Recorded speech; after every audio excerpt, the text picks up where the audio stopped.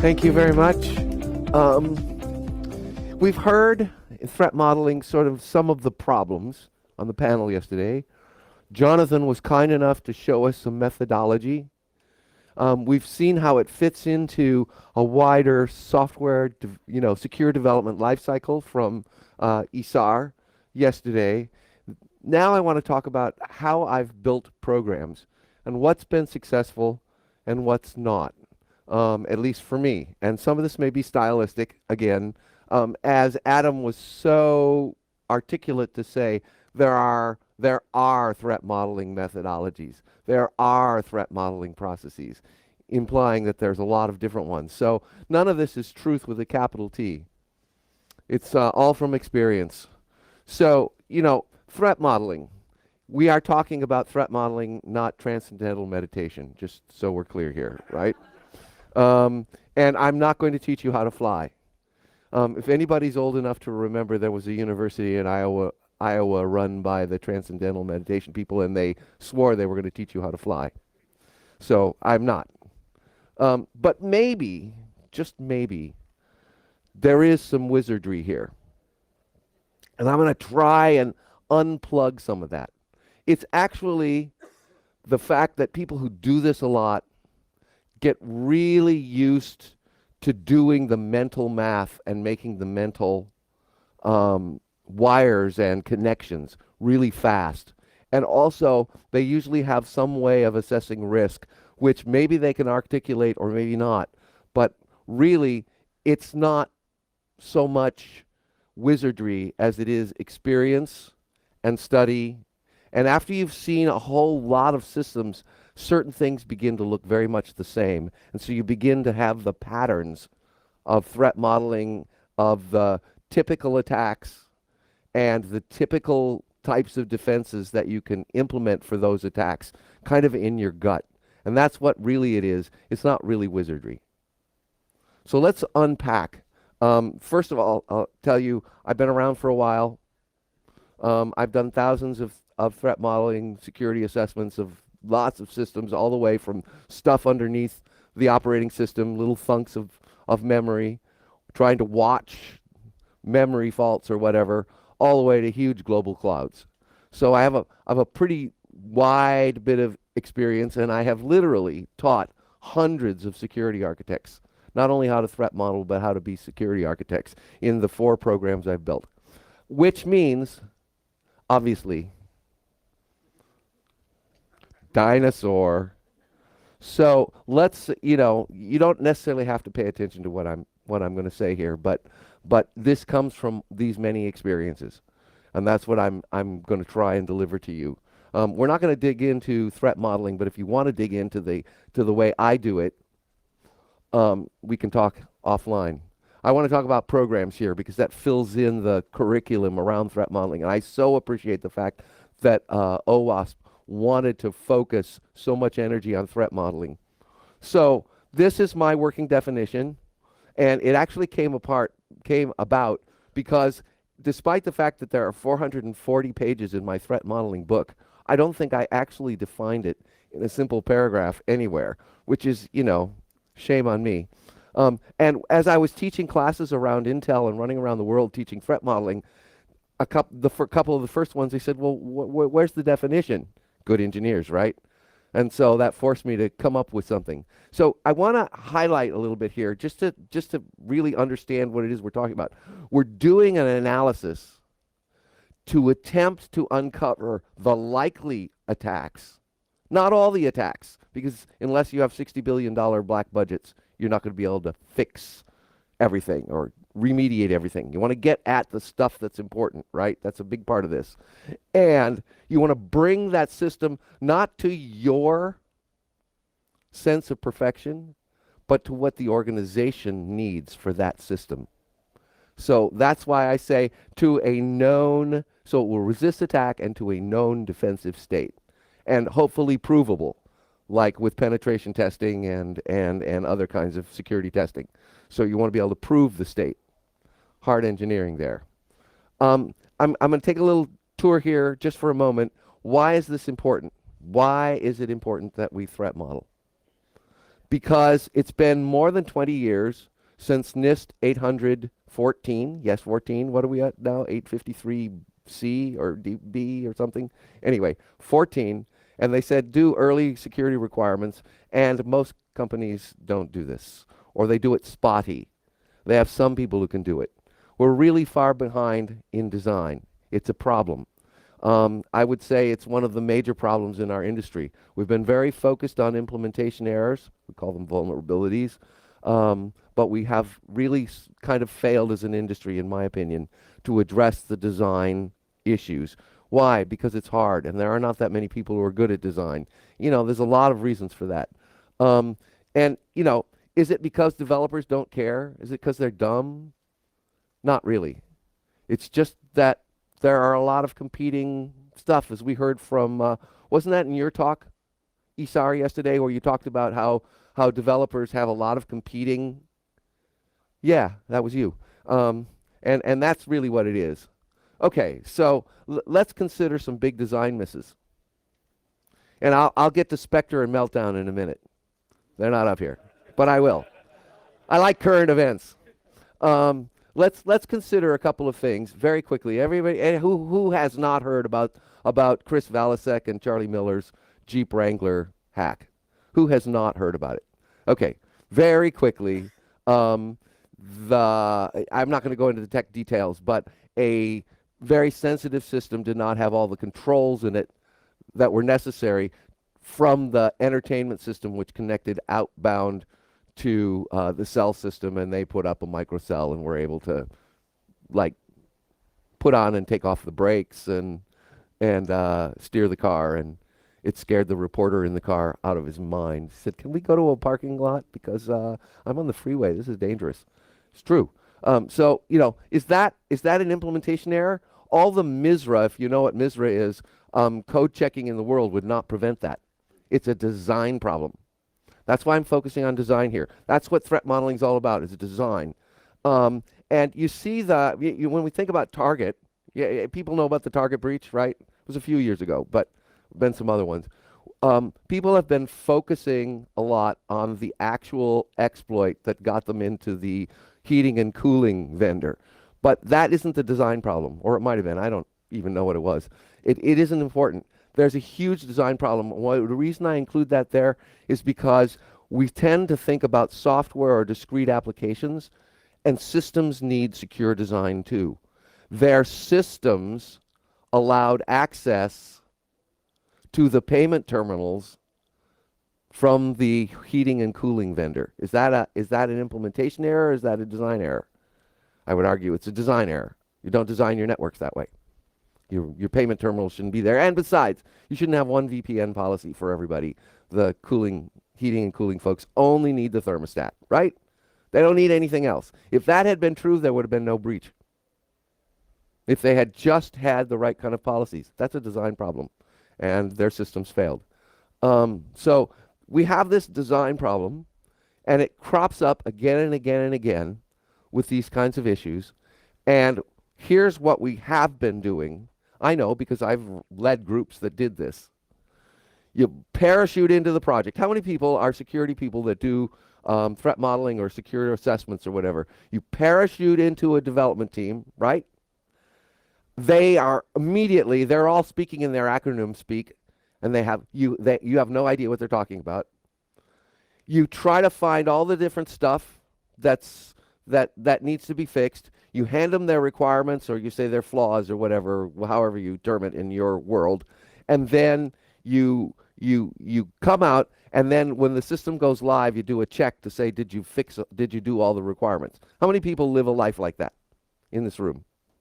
Because that's the way it's done in a lot of places. You see, I got a few hands here. Maybe the other people aren't willing to admit. Well, that's the old guard. How well is it working for you? How many times do you get called in to do this security assessment 3 days before the go live? Who's had that experience more than once? Yeah, look at the hands going up in this room, right? Okay, old guard. Is there a way to do this? Is there a way to get around that problem? That is the essential problem that I want to address today. Is there a way? Because what that leads to is bulky defensive development teams. It leads to resistant project managers and lots of escalations and exceptions. And there's huge amounts of friction between security and development. Can we get rid of that? I say we can. Just stick with me. I'm going to tell you. Just stick with me. Can I get a witness? But seriously, this is, yeah, the security becomes synonymous with no. And a lot of us are survivors of that. It's no fun. And you get these really defensive security departments, you know, and they're turning inward, a lot of foxhole humor. That's not good. So, can you be different? The answer, I started thinking about this actually in 2002. So I've been making mistakes since 2002 at this game. I'll just tell you. And that's what I'm giving you today. I started thinking, well, how can we do this? And the essential problem that I started with was we couldn't hire any security people. That took 1.5 years to hire me. And I was one of the few, in those days, I was one of the few people with a lot of software design background. Not so much security. I learned very quickly I knew nothing about security when I got with the real security people at Cisco. I had thought I was pretty good, but they disabused me of any fantasies I might have about my abilities in security. Nevertheless, I began to think about this problem with my friend Michelle Koblis, and we realized we were never going to hire people. So what could we do? And that's where we started thinking about satellites. And I know, like in the BSIM, if you talk to the Synopsys folks, they have the whole thing about satellite security people and how you do that, and they've written a lot about it. So go check that out. I'm not going to talk about it too much here. But we started thinking about that, sort of a co-independent thing. And we realized that we were going to have to play a very long game, and we were going to have to train as opposed to hire. And that kind of put my feet on this path. Now, what I've learned now is you teach, you mentor, you support, and then you let go. That's a very big part of this. So people can really go. The one thing about the way I do this, and I've done it 4 times now, mistakes will be made. So your management has to be ready for that. And you try to keep the really bad stuff from going forward, but mistakes are going to be made. And so that's the first thing I ask if I'm going to do a new team is, you know, how tolerant are you of mistakes? Because I don't really want to train a whole new team and build up like my last position, I had 110 security architects that I was working with as their technical lead. I don't want to put all that much energy to 110 people if mistakes can't be made. So, you know, that's one thing you got to understand about this long process. And it takes a long time. Okay. What you want to do is get threat modeling to become part of the woodwork so that security aren't doing it all the time. That's my goal, is to help people grab a hold of it and own it. I think if those of you who were here yesterday listened to Adam, he put it so wonderfully articulately, that the idea is to get not us, the great security people, to do it, but to have teams own it. And really, it becomes part of the woodwork because it's fun. It's fun to attack a system mentally. I mean, it's fun to attack a system not mentally. K-Map and Allison here, that's what they do for a living. But and I'm sure there are other hackers here, but I happen to know them, so I'll call you out here. But it's fun, but it's fun to do this mentally and think through these things. And so people can have, you know, they can buy into it. So the other thing, and I think Adam made this point yesterday too, is that it's a team sport. Owen Carroll, who's my peer and my friend, started putting up threat models in the daily stand-up for his agile teams. And he noticed that when everybody had access to the threat model, when it's to take something off the backlog, they'd immediately look at it and go, I wonder what security implications this have, because there's the threat model right there. It was very, very powerful to include everyone. So then, based on that, I started running around the world when I did threat modeling training and saying, everybody comes. The product manager, the project manager, dev manager, everybody. Everybody comes into the room. Now, some of these people don't necessarily want to play the game, but just listening opens up the process really powerfully. And the other side of that is people have different pieces of the puzzle around how the thing works, around who will attack it, around the risk posture of the potential risk posture of the system. There are a whole bunch of stakeholders. So if you include people, you can get all of that. Security shouldn't, in my opinion, be making those decisions. That's not our position. So it's a crossroads of knowledge, a threat model. And when you include people, when you're very inclusive, you get that crossroads, you get that diversity, you get all of those different perspectives, and it makes the work better, much better. So, make it inclusive. When I used to do it, the way I used to do it was I went in and I got the lead architect and we sat and we built the threat model. And then it was communicated outwards to everybody else. I've dropped that completely. Like I say, I open it up to everyone. We do the threat model. Some people are very, very silent, but they walk out and they understand that people will be attacking their systems. And that's the first key, it turns out, to getting them to take security seriously and prioritize it. Okay, so as I said yesterday, iteration is your friend, not your foe. Let your threat model breathe and grow just like you do every other part if you're doing agile. Just like you're letting the software grow, the design grow, let the threat model grow. You have to come back to it and iterate it as things change. And it'll be fine. Believe me, I've got 4,000 developers today and 110 security architects. They're almost every team is agile. And every team threat models. I haven't found a team that wasn't threat modeling for a couple of years because of this approach. All right, let's talk about Meltdown Inspector, shall we? Just take a little tour here. I was involved fairly early on this as it began to break because McAfee wanted potentially to respond. And I believe we were the first security company to make an analysis, and I wrote the first draft of that. So you can go out and read in Security Matters and read our draft from our team. So who would say these are vulnerabilities? Spectre and Meltdown. Nobody? How about design flaws? That was the big headline. Design flaw. Who thinks in this room that Intel was hiding this for years? My, don't we think badly of people? Okay, let's take a look at what it really is. That shouldn't be there. Where's my meltdown slides? Ack. This is not working. These are not supposed to be those slides. That's okay. I can do this without those slides, but I wonder where my slides are. I had some really cute pictures.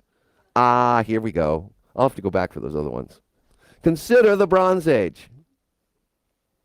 Anybody a history fan? Consider the Bronze Age.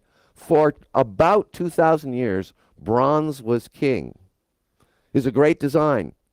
You built a sword out of bronze. It was great. You get out there, you do your warring, rape and pillage, you do your whatever it is, and you conquer your foes, and it was all good, right? 2,000 years, that's a heck of a long time for design, especially in web years. But then came along some research. The research was in metallurgy in this case, and they figured out how to make a harder iron. What happened to the bronze? I mean, the changeover was really fast. Why? Because the guys who went out there with the bronze, their swords were cracked in half instantly by the ones with the iron, right? Well, iron lasted for a while, about 800 years, until it was replaced with gunpowder. This is the work of designs. Getting 2,000 years out of a design is great. But in our world, coming back to threat modeling, My crystal ball ain't that good. It really isn't. Um, I can't tell what research is going to come along. Think about it. The speculative execution and the way caches are used in a CPU, and not only Intel CPUs. Let's remember that. Um, that was a pretty good design. It lasted for about 15 years. Not bad in web years. That's a long time. The threat landscape of 2002, 2005, radically different. The tooling. Did anybody go to Jay Haddock's talk yesterday afternoon and look at how many tools? I used to have to do that stuff with Nmap laboriously and awk scripts in order to pull out the stuff I wanted. It was really long and hard. And now you have all these tools. The tooling's gotten radically better. Heck, we didn't even have Python in those days. You know, we used a bronze axe to write our code. You chipped it into stone and then you ran it in the computer. But seriously, my crystal ball isn't that good. What can we design? What can we look at when we're doing a design? Can we see that far in the future? I would argue no. So you do what you can with what you know are active today, and then you imagine how those may change in the future. But there are always unforeseen changes in design. Are we going to call those a flaw? You know, had you been designing that CPU, do you think you would have been able to tell that based on about 6 years of research, a couple of teams would figure out a way to get into the caches? I certainly wouldn't. But then I don't design CPUs, so I'm kind of the wrong person. But nevertheless, I don't think my crystal ball is that good. And I don't think I don't think I can do that. So let's be careful when we throw around the word flaw and when we start thinking badly of companies. I'm not standing up for Intel. They have all their problems. I'm glad to be out of there. But you know, that's a different story. I'll talk to you offline. That's neither here nor there. That's not the point. The point is they weren't hiding anything. The system works as designed. Great research. My one, as a threat modeler, and this brings it right back to the topic on hand here, as a threat modeler, if I start seeing new research, I do believe that's my job. The first publish about evading Kasler in the kernel was 2015, I believe. As a threat modeler, I should be on top of that research and starting to think, where's this going to lead with my CPUs? That we can fault Intel or AMD or whomever for, because the research is all out there. You can read the papers. This is a long body of research that's been coming for like 3-4 years, and it's based on a couple of years of research before that. You can read the research. The papers are published. You just go download them. And I did when this started to break, right? And the point is that as threat modelers, that's our job, and that's where iteration helps us. Coming back to topic here. I told you I was going to deal with. So, you know, cyclical evaluation, very important. Reevaluation. Okay. So, finally, one other thing before we move along here. How am I doing for time? Okay. As we talk about it, one of the hardest problems in threat modeling is prioritizing. Who's got unlimited money to fix every single thing you can find and imagine in your software? Who has that? Who has a $60 billion black budget? Anybody from the NSA? Okay. So, apparently no one. I've never had that luxury. So I have to figure out what's likely, what needs to be fixed now, what can wait, and why, and how long. That's the essential problem. That is the hardest problem, I think, in threat modeling. It's easy to come up with attacks. It actually is. Once you start getting your mind in it and once you start understanding how attacks go, that's the fun part. I keep saying that, but it is. Do you have fun? Robert, do you have fun when you do that part of the, and do your students have fun? Yeah, see? Robert and I know each other. And happen to know he's a brilliant threat modeler, so, you know. I can point fingers at Robert and he can say, don't embarrass me. But seriously, that's the fun part. The hard part is figuring out once you get this long list, what's going to go above the line, what can wait, and what's going to go below the line, and I'll never do it. So risk. And in order to do that, it's not my risk. I might be very risk aversive in some things. That's not the point. When I do a threat modeling class, I have everybody ohm for a little while they think about what their risk tolerance is. You're laughing, but I actually put up a slide that says that. No, I don't make people breathe. But I do have them consider, because that's not the point. The point is your company's or your organization's risk posture and that system's risk posture. That's what you're trying to work with, right? You don't care. You got to get yourself out of the way. And so that's the hard part. And I want to point out that there's some really good risk stuff out there. I'm not going to go into it. You can talk to me later about it. Factor analysis of information risk is an open group standard. It is fabulous. It probably is a little heavyweight for doing 15 or 20 different prioritizations quickly with a team. So Vinay Bansal and I invented just good enough risk rating. I'm not selling it. I don't get any money for it. It's up on my website. It's free. Sans was going to publish it anyway, and then they killed that series. So I just took that document and threw it up on my website with their permission. But the point is, there are some methodologies that can help you out with this. Just go and get something repeatable and qualitative, or can be qualitative and consistent. CVSS is not a risk rating. It's a vulnerability severity rating. Don't mistake the two. How many programs do you use CVSS as the risk rating and report up? Yeah. Go look. I wrote a blog about this a couple of weeks ago on Security Matters about a vulnerability where CVSS, if you do it right, is completely biased and incorrect. Just to show. Now, I'm not saying it's not a useful tool. Don't get me wrong. I'm not dissing CVSS, but it's good for what it does. It is not risk. So don't use it for that, because it won't get you there. And don't sweat the small stuff. One of my really big tricks is I build a lot of trust with decision makers by calling out small risks and just saying to decision makers, there's this stuff. Don't spend a lot of time on this. We believe it's a small risk. It's a medium risk. We'll fix it in the next cycle, whatever. And I call all this stuff out. Why?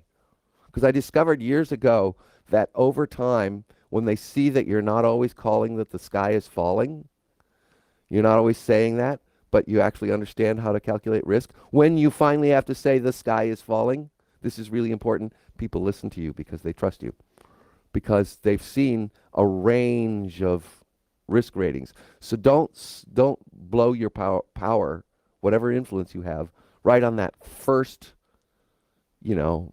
I want to get this fixed no matter what. No, there's a lot of stuff we can let go. I mean, you need to get it fixed, but maybe not so fast. Okay, so, there's nothing perfect. You all know that. I don't have to dwell on this much. And version 1 can often be just good enough. And finally, one of the things that I've seen that really helps people get better at threat modeling is to look at a lot of different architectures. So I live in a world where I have a lot of major different architectural types. Maybe you only do web programming, or, I was talking to somebody here yesterday who, they have a web server, but it just goes to a local host on a little box or whatever. That was you. See, I remembered. I was listening. And that's a different thing, and it's fairly constrained. Or you might be like we at McAfee, where you have global clouds and you have funks underneath the operating system, and you have endpoint software, and it might go on a compromised box or whatever. And so we have a big broad portfolio of different architectural types. But one of the things that's really powerful is to just get out and look at stuff you're not comfortable with, and hang out with architects. Because in order to be a good security architect, you first have to be a good architect.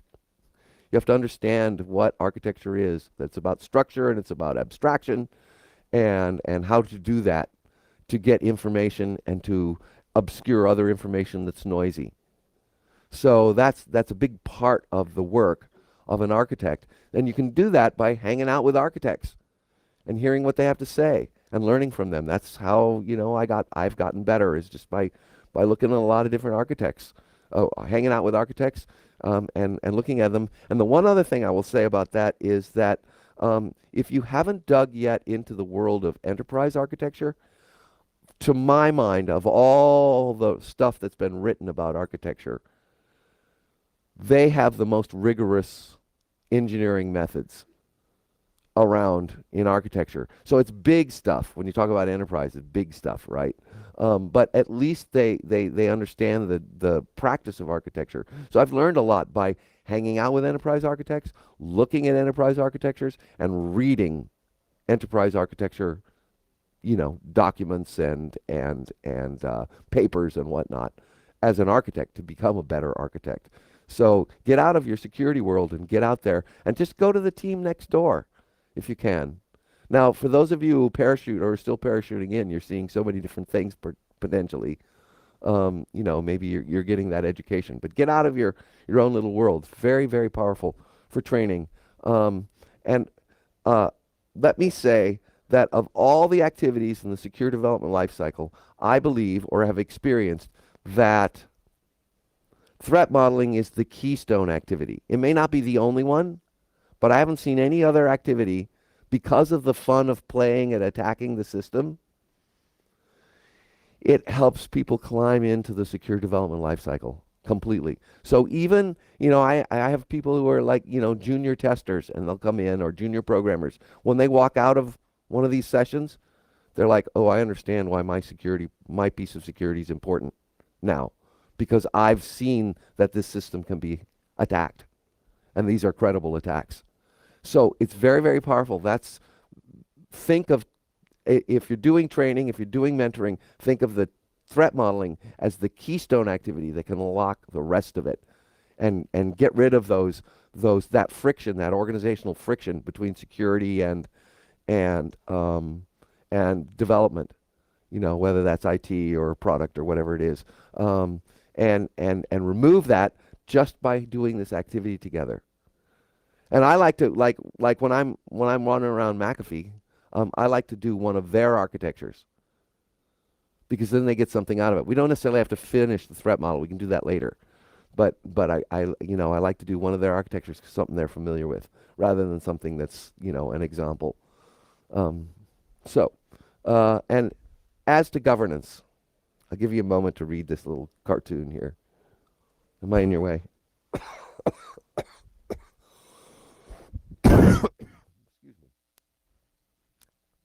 Anybody ever been to one of these architecture review boards? Anybody ever been in front of an architecture review board? I'm not a big fan of them. They have their place. When you got the really big enterprise system and you need the heavy guns to really look at something, a board is a good thing. And that's the right place to use that. But like a scalpel, I try not to drive all of my governance through a board, because you get in this situation where you have people who they didn't read the document beforehand. They have no idea what's going on. So they have to ask, basic questions. Sometimes it can feel, at Intel, it often felt like the person who was standing in front of the board was, at their PhD dissertation. And it was very unpleasant. I killed that stuff because I don't like that attitude. When I became a distinguished engineer at Intel, I started going, let's have a different feel for this. We're actually trying to help these people, not make them feel bad. So learn by doing, I think I talked all of that. Active participation. Let's see, I'm looking for all right, this is a good one. So I do these decentralized programs. Thank you very much. Do these decentralized programs. They're perfect, right? There's nothing ever wrong with them. There is a downside to this kind of decentralized program, and I learned it really hard very early. When we had a central team, we had this beautiful documentation of every project that we'd gone through and their risk profile and a precursor to Jaeger and all of this documentation, and as soon as we really empowered people to do it, they started keeping their documents wherever was convenient for them, and we lost the center. And we had no idea what was going on and what had been reviewed and what hadn't been reviewed. So you're going to, if you really empower people to pick this up, you have to figure out a different way to capture the center again and keep an eye on your program. You will lose the center. Either that or do command and control if you're not comfortable with that. It's very difficult, and you have to think of other ways to get at the documentation, to make sure things are getting done, to have quality control. One of the things we do, and I've done it now in 3 programs that I've done, is we do peer review. We require for the threat model and other critical activities that are analysis based that one senior person and one person independent of the work review and come to consensus that the work is done. Very lightweight. It's very fast. You don't convene any boards. They can set up their meeting themselves. If they can't come to consensus, they escalate. They bring in another leader. If they can't come consensus, eventually it comes to my plate. And either I push it up to escalate it or I help them come to a decision or whatever. Excuse me.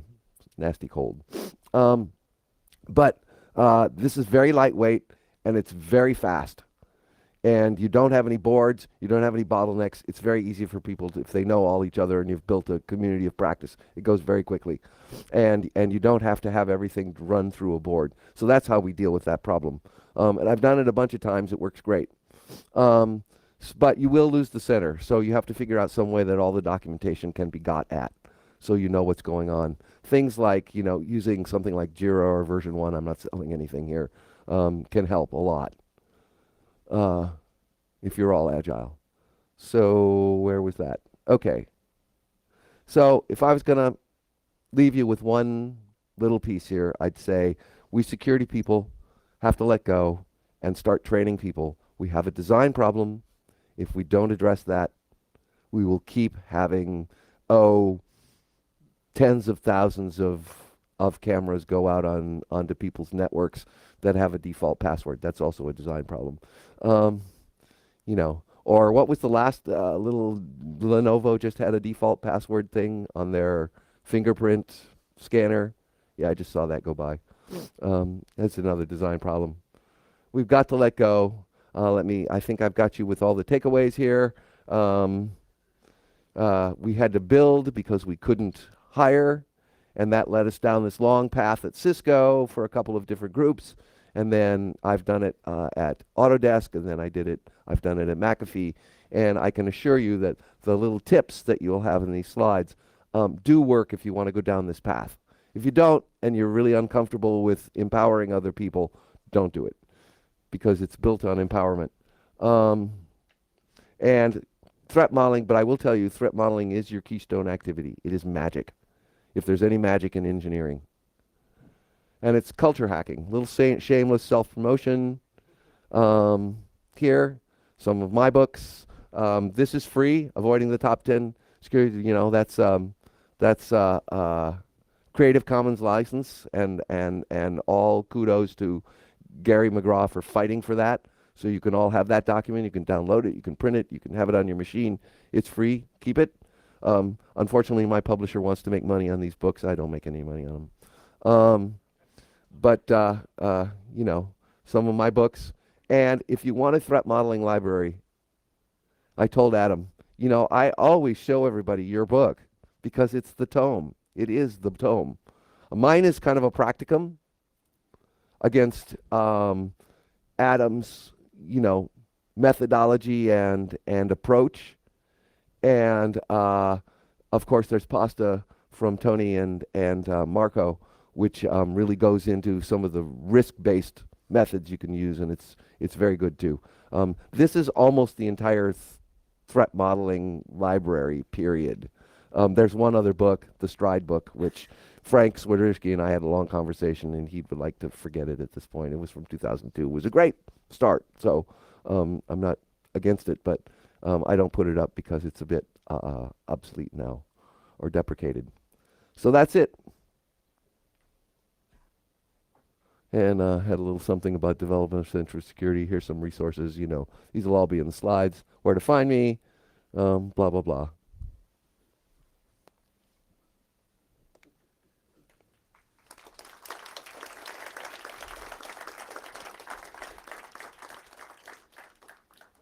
Yep, absolutely.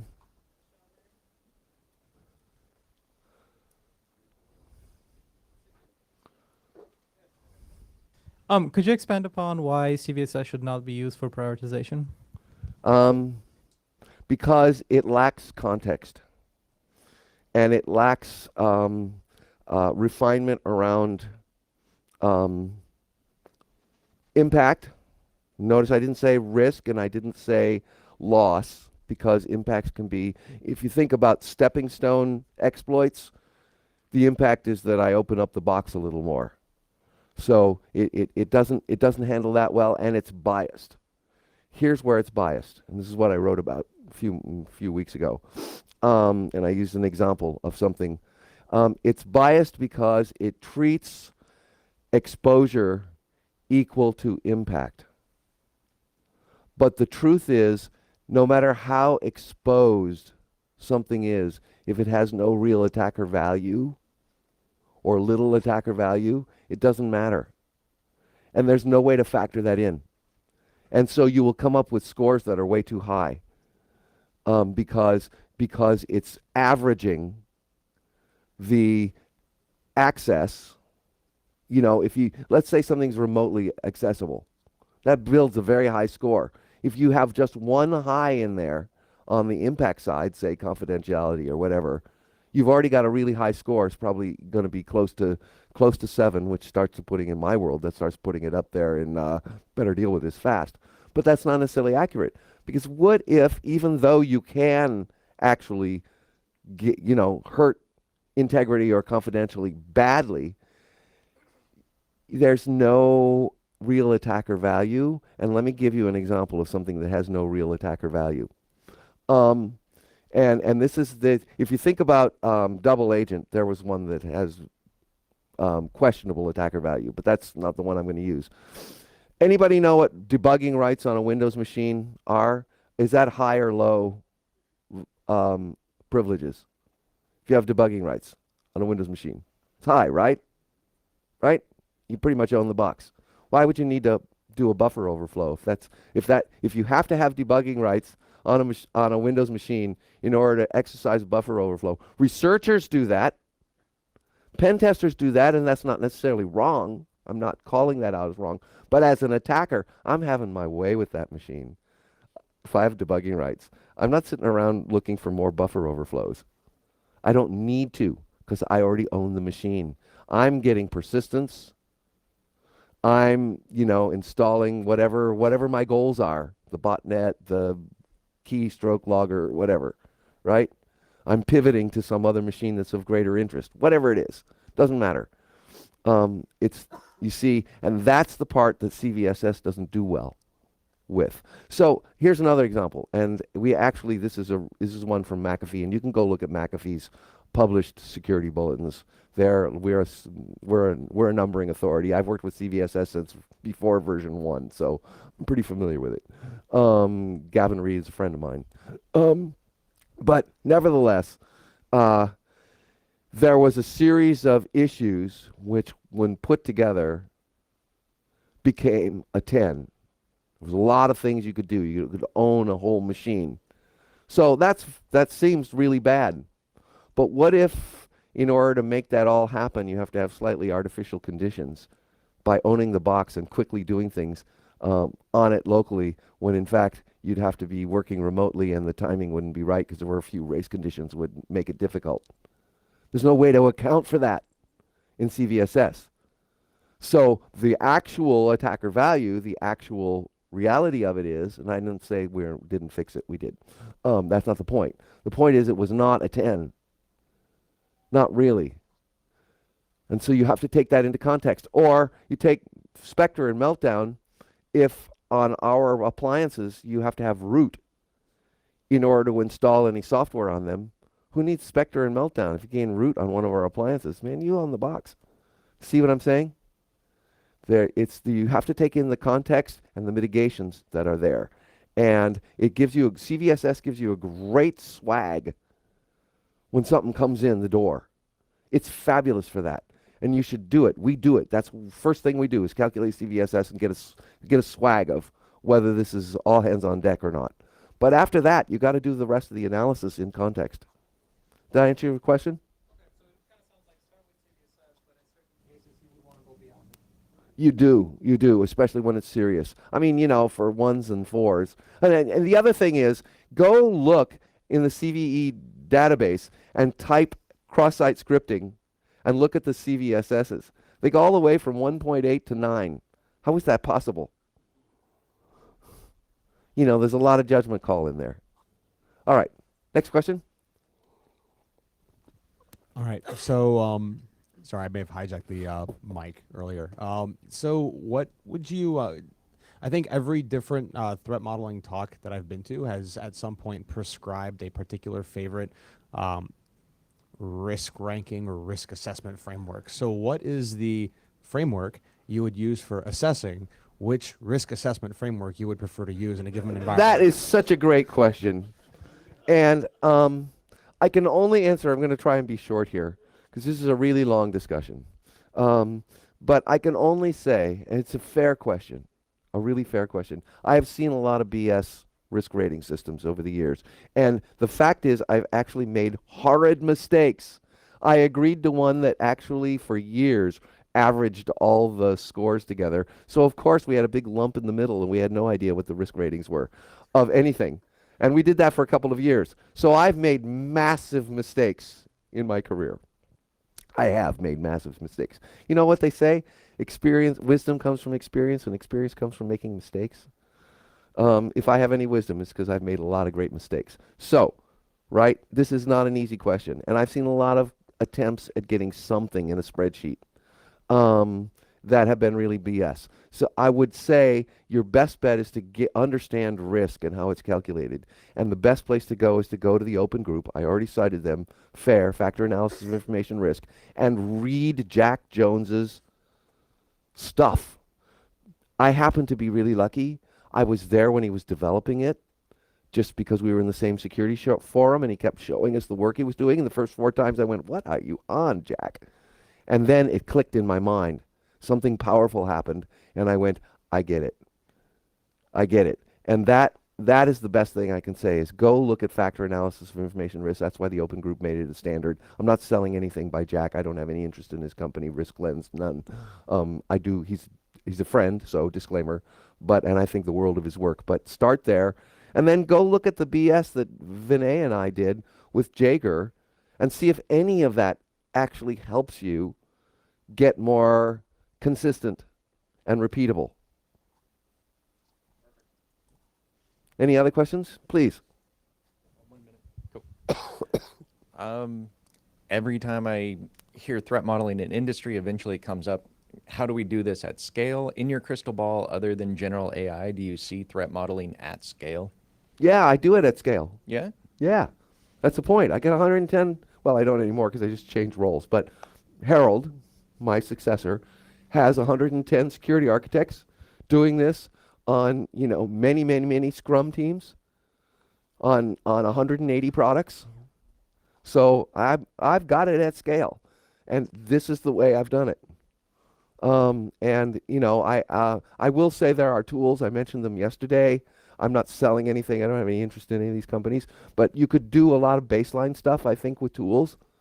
We don't, because it turned out my security architects didn't want to.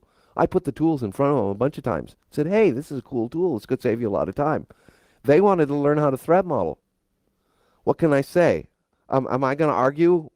I mean, that's not very good leadership, in my opinion. So I said, I'll teach you. I'll do everything I can to make you effective. They don't want to use tools. They want to do it themselves. But there are good tools that can help.